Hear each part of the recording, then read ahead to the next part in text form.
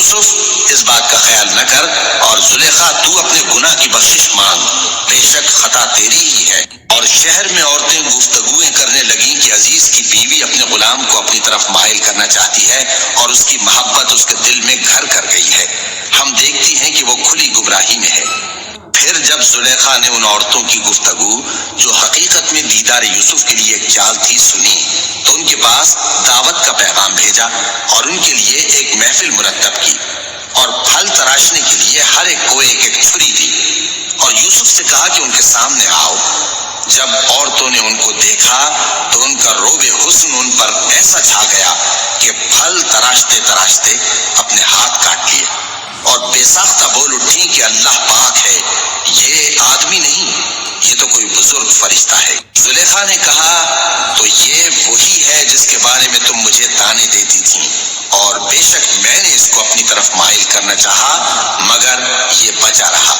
اور اگر یہ وہ کام نہ کرے گا جو میں اس سے کہتی ہوں تو قید کر دیا جائے گا اور ذلیل ہوگا۔ یوسف نے دعا کی کہ پروردگار، جس کام کی طرف یہ مجھے بلاتی ہیں اس کی نسبت مجھے قید پسند ہے، اور اگر تو مجھ سے ان کے فریب کو نہ ہٹائے گا تو میں ان کی طرف مائل ہو جاؤں گا اور نادانوں میں سے ہو جاؤں گا۔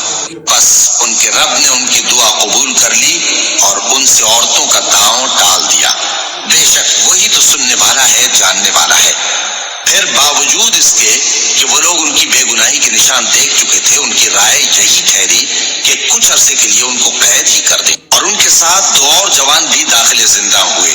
ایک نے ان میں سے کہا کہ میں نے خواب دیکھا ہے، دیکھتا کیا ہوں کہ شراب کے لیے انگور نچوڑ رہا ہوں۔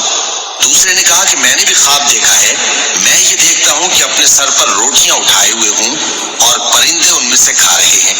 تو ہمیں ان کی تعبیر بتا دیجئے کہ ہم تمہیں نیکوکار دیکھتے ہیں۔ یوسف نے کہا کہ جو کھانا تم کو ملنے والا ہے وہ آنے نہیں پائے گا کہ میں اس سے پہلے تم کو اس کی تعبیر بتا دوں گا۔ یہ ان باتوں میں سے ہے جو میرے پروردگار نے مجھے سکھائی ہیں۔ جو لوگ اللہ پر ایمان نہیں لاتے اور آخرت کا انکار کرتے ہیں، میں نے ان کا مذہب چھوڑ دیا ہے اور میں اپنے باپ دادا ابراہیم اور اسحاق اور یعقوب کے مذہب پر چلتا ہوں۔ ہمیں شایع نہیں ہے کہ کسی چیز کو اللہ کے ساتھ شریک بنائیں۔